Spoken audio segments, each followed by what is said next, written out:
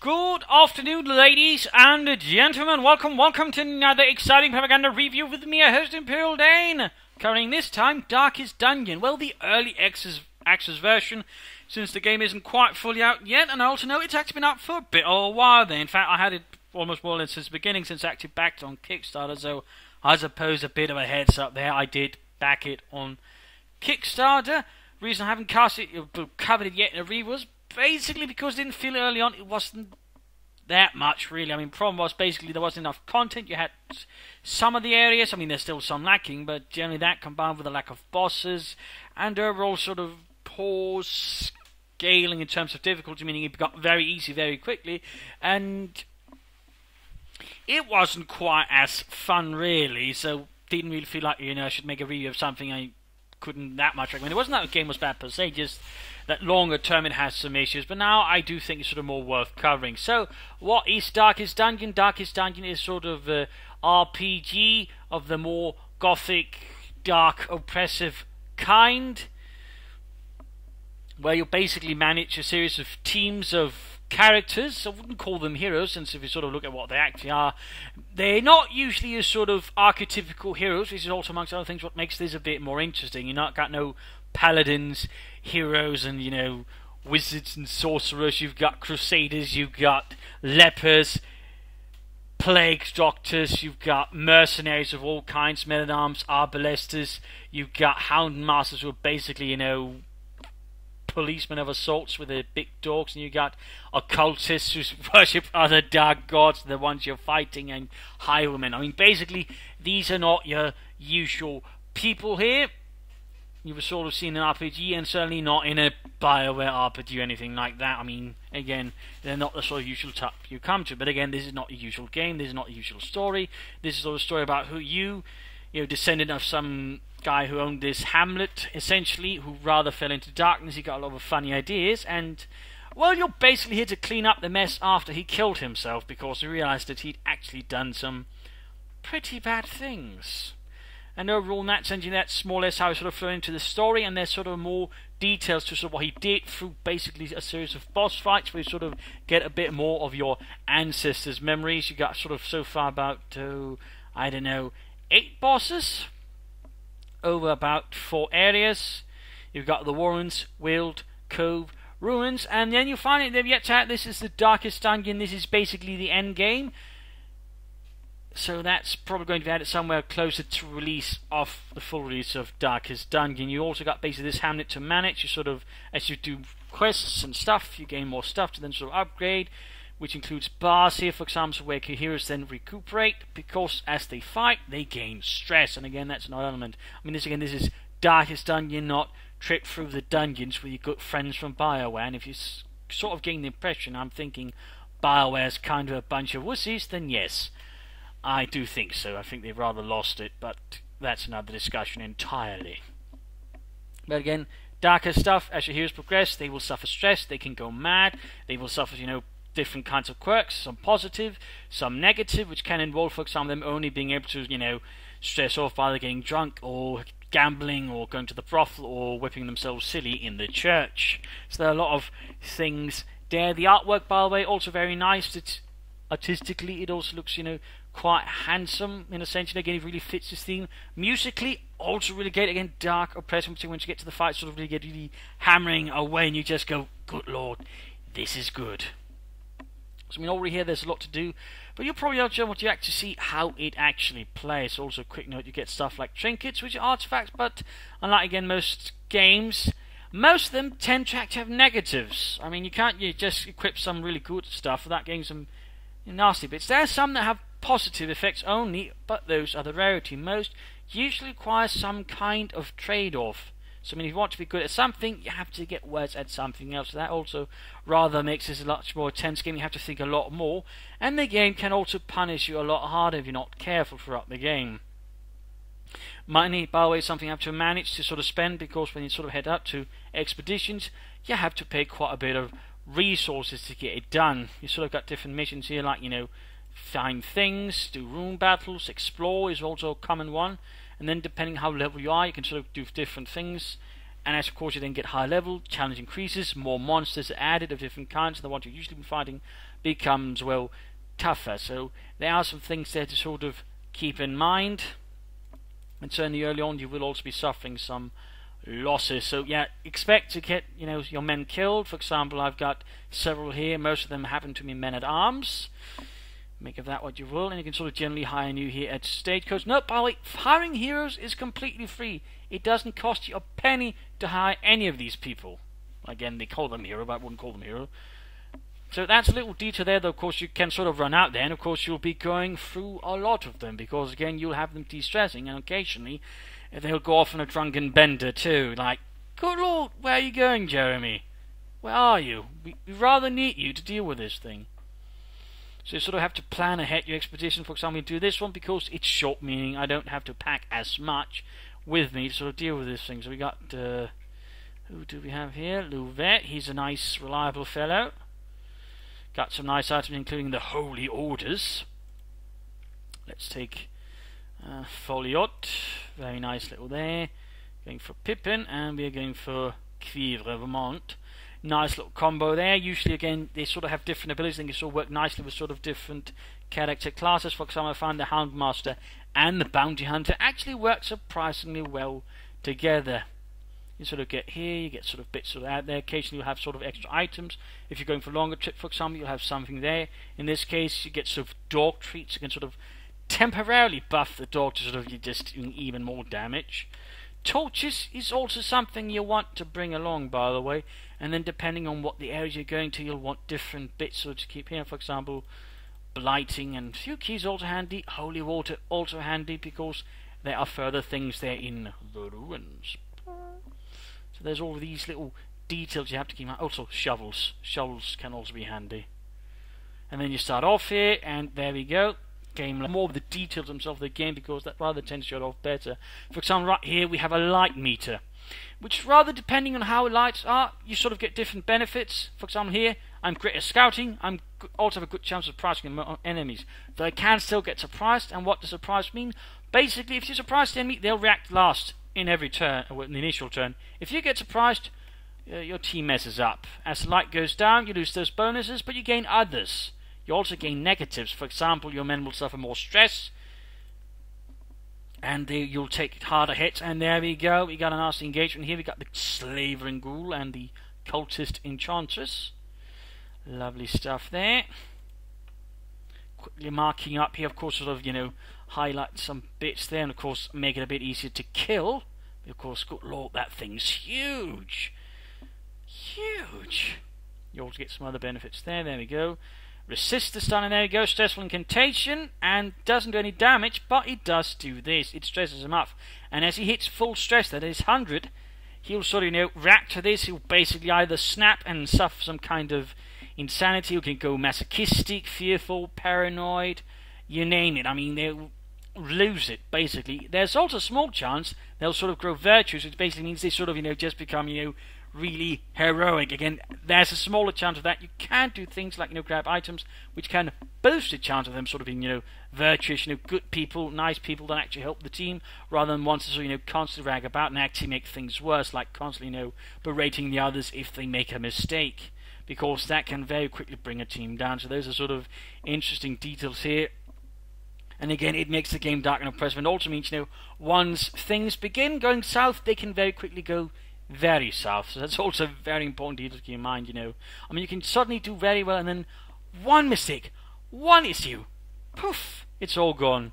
And then you sort of have to get really careful. Another thing also out here is, again, you can't hear it, and again, you know, you just want to cause trouble, but basically, there's also a narration constantly going on from your ancestor, who, as you might know, of course, is dead, based sort of commenting on every strike, every enemy doing anything, on the story and all that, and he really adds to the atmosphere. It really makes much more tense, and it just really adds a bit of gratification when it's, you know, just fires off there. It's also very verbose on certain things, well, verbose and verbose, but still a nice little bit of verbal flourish when you strike down a larger enemy. And let's just ignore that one. I'm pretty sure we're not ready for that.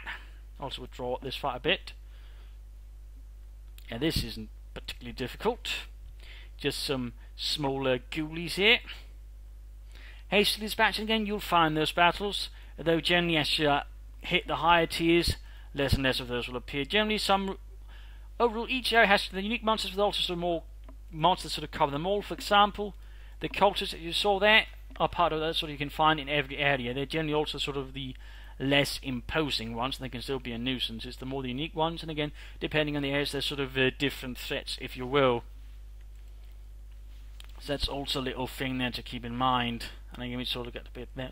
Dodge, nice, and impale, not so nice. And again, the monsters, depending on the area, have different attacks. Some can, for example, shield their comrades, which makes things very tiresome for you, as that means themselves you can show basically some vital target, you can't really hurt it properly, and of course at the same time the monster doing the shielding takes less damage as well. So there's all these little fun parts that are all makes for the game fun, and of course mix in the little artifacts they can grab, and again it does add some elements of tactics and strategy. Again, this is a combo I'm quite happy with. Again, the Bounty Hunter and Houndmaster. If only the Bounty Hunter could actually hit. Good lord! What are you doing? Hit! It's not that difficult, mostly. But then, of course, you can also see here, for example, down there, I can't really show it, but if you look a bit below the cursor, you'll also be sort of usually giving you chances of how can you actually hit them. So that should also give you an indicator there. And that the game is to a certain extent, while it's not telling you everything, it's only telling you some elements. And also, this is another thing you can do, sort of as you pop through here, again, you're exploring, there's all these little curious you can find, and you can usually interact with some of them. For example here, decorative urn, holy water, ding, which usually does a bit more for you. Of course, some of them can actually react nastily to you, for example, if you actually do that. And again, there's a bit of sort of exploring and trying not to get your men horribly killed in the process to the game, And again, it's fun. Again, the game designers clearly knew what they were aiming for, and the actors, succeeded pretty well in it, I would argue. Of course, some might argue otherwise, but there you go. So striking down these nasty gargoyles, which are higher tier enemies. You won't encounter them really, for example, in the lower levels of the game. Say 1 to 3, and of course one thing to keep also in mind as your heroes gain levels, they don't actually want to do the low level stuff, despite being horrified of the stuff ahead of them. They don't actually want it easy either, which is a bit funny. But again, game design wise makes sense. It always creates challenges for you. It means you have to sort of be constantly on your toes, aware, and you constantly have to keep a flow of heroes going, sort of keep things nicely, well, not terrible for you. And of course, there we see, lights going down, stress, but of course, as we sort of then gain ahead there's also bonuses, really nice ones too. Like, for example, you might get more loot from every battle, your criticals will suddenly have a bigger impact. You also got traps to watch out for, by the way. That one, by the way, was no attempt. There we go. Shadowy, stress, monsters gain more accurate, they become damaging. You also have a chance of not being surprised, but at the same time, you get loot and player crits. You can use snuff out your torch if you want to. Personally, though, I don't prefer playing like that. I like the dark light. And you might say, but Dane, isn't that being afraid of the dark? Well, when the dark has tentacles, claws, teeth, all that, I find the light very comforting. Very, very comforting, in fact. And, I'd rather prefer staying in it with a few armed men. Again, just me. I mean, you're free to do otherwise, and again, the game does leave you sort of room for different kinds of playstyle. And again, there are some players who probably like to play really high risk, just going into it as thick as they can, and just relishing in the danger. And of course, note also the music does also reflect that. For example, when it's all dark, the music becomes a lot more oppressive, even better. Again, it's really fun though, really fun. Again, it's a very nice atmosphere. The sort of the game brews up this sort of Lovecraftian stuff, grim and dark. And of course, certainly they'll all try and post in there going, you got stuff like that. Again, very nice artwork as well, I would personally argue. Sort of has a slight, I suppose, Hellboy feel for those who read the comics. There we go. You got criticals, by the way, and again, these things, have bonuses. If your opponent gets a critical, it has a negative effect. I mean, stress is affected by this. Small actions can sort of, have an effect there as well. Oh, that didn't work. That's unfortunate. Gah. Keeps missing. There we go. Come play with us, madam. So, And of course, another thing is, of course, you then have to manage all this stuff you're picking up. You sort of play through. Because again, you want as much gold, you want as many artifacts, so you sort of also have to be careful how much you pack with you as you begin. Because I'm right here, I can't actually carry all this stuff. So what do? We sneak over some of the stuff here, opening up for a bit more, and then we sort of have to make some decisions. What do we actually want to keep carrying? What's worth it? Well, I guess we won't need the holy water anymore. Quickly popping in a key there, and hello. Also, I've got enough crests, I'll just put it like that. I don't know what is with the game, but you get so many crests. It's absolutely ridiculous. I'm suspecting the developers will probably look into that eventually, go like, well, you know, that might have been a bit much, Your Honour, but until then, nothing. And of course, I'm just, you know, basically exploring. That is my mission, my quest, to do the best against these unearthly horrors. And that's why I want to keep shovels, by the way. You'll take hits to stress and damage, and also that's why I bring food amongst other things. On larger quests, you also need to sort of rest and gain more bonuses and stress off. Yeah, and again, quirks can, for example, assault on you, for example, do things like that. And there we go, her incuriosity basically compelled her to open the Iron Maiden. And as you can see, the results weren't particularly good. But there we go, we got the outlaws, some really big, ugly looking men, amongst other things. And there we go, critical hit. As you might notice, it affects the entire, you know, team. They all sort of go like, oh dear, this is bad. Isn't it, Gerald? So, I mean, I think that sort of, you know, overall sort of covers questing combat nicely. You've got boss fights as well, and they're also pretty interesting in their own right. By the way, usually very different. They have sort of different effects, different things you have to worry about, and different things you actually have to plan ahead for as well. So that's also a little good detail there to keep in mind. I mean, some bosses, for example, have you sort of, you know, there's this nice little tasty creature, for example, that also marks you out for the enemy, but you actually shouldn't take it out, otherwise the big monster is only going to do much, much worse things to you. There's always these little details you have to keep in mind. Again, that way all the fights can sort of function very differently. Thing is, though, there's 3 stages to every boss fight, sort of for every difficulty level as well, if you can, so you will level overall. That, by the way, that also tells you parts of the story again about your ancestor and how they sort of, these monsters and such came to be. So that's also pretty interesting. And again, you'll probably learn that your ancestor was not a particularly nice man before he realised what he was doing. And of course, you also got corpses here, for example, they can block. They'll keep you in mind, the developers have left you an option for disabling it. Also, another thing can be disabled because, as you might have noticed, you got 200 stress. And that's the thing. They can sort of hit stress first and again go bananas. And then if they sort of hit another 100 stress, they'll suffer a heart attack and die. You can disable that if, for example, you find that to be silly.